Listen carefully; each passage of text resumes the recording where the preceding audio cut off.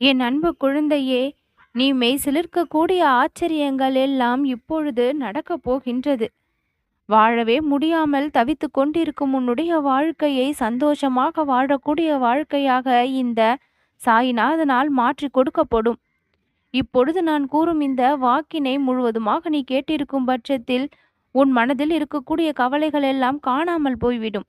உன் மனபாரமும் மனவேதனையும் எப்பொழுதுமே இருக்காதபடி உன் மனம் லேசாக இருக்கும்படி என்னுடைய அருள் உன்னுடைய மனதில் வேலை செய்ய தொடங்கிவிடும். அத்தனை பாரங்களையும் என் பாதத்தில் கொட்டிவிட்டு நீ நிம்மதியாக உன்னுடைய வாழ்க்கையை வாழத் தொடங்கி விடுவாய்.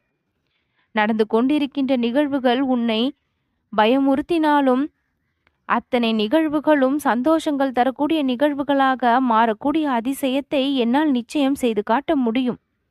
சந்தோஷமான செய்தியை உன்னுடைய செவிகளில் கொண்டு வந்து சேர்க்கவும், மனநிறைவான மகிழ்ச்சியான வாழ்க்கையை உன்னுடைய வாழ்நாள் முழுக்க நீ வாழவும் இந்த சாயிநாதனினுடைய துணையும் அருளும் எப்பொழுதும் உனக்கு உண்டு. கட்டுப்பாட்டை இழந்த வண்டியைப் போல உன்னுடைய மனமானது அங்கும் இங்கும் ஓடி திரிகின்றது. எங்கே நிம்மதி கிடைக்கும் என்று உன் மனம் அலைகின்றது.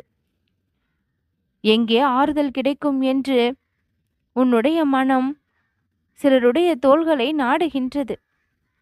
என் அன்பு குழந்தையே, உன்னுடைய உண்மையான அன்பிற்கும் பாசத்திற்கும் ஏற்ற உறவு கிடைக்கவில்லையே என்று ஏங்குகின்றது. இப்படிப்பட்ட ஏக்கங்களும் ஆதங்கங்களும் உன்னுடைய மனதிற்குள் நிரம்பி வழிவதை என் கண்களால் நான் பார்த்து கொண்டிருக்கின்றேன்.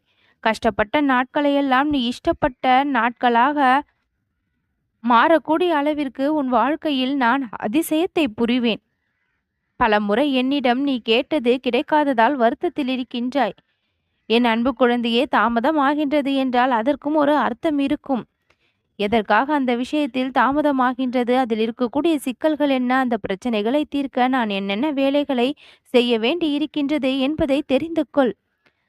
உன் வாழ்நாள் முழுக்க எது உனக்கு நிரந்தர மகிழ்ச்சியை கொடுக்குமோ அதுதான் நான் உனக்கு கொடுக்கக்கூடியதாகவும் இருக்கும். பாதியிலேயே விட்டு செல்வதையெல்லாம் எப்பொழுதுமே நான் உன்னுடைய வாழ்க்கையில் அனுமதிப்பது இல்லை.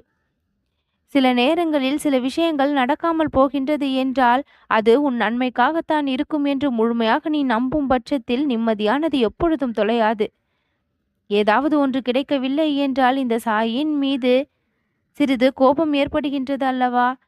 அப்பா, கைவிட்டு விட்டீர்களே, என் நம்பிக்கையை வீணாக்கி விட்டீர்களே என்று உன்னுடைய மனம் புலம்புகின்றது அல்லவா? அந்த புலம்பல்களுக்கு எல்லாம் ஒரு பொழுதும் இடம் கொடுத்து விடாதே.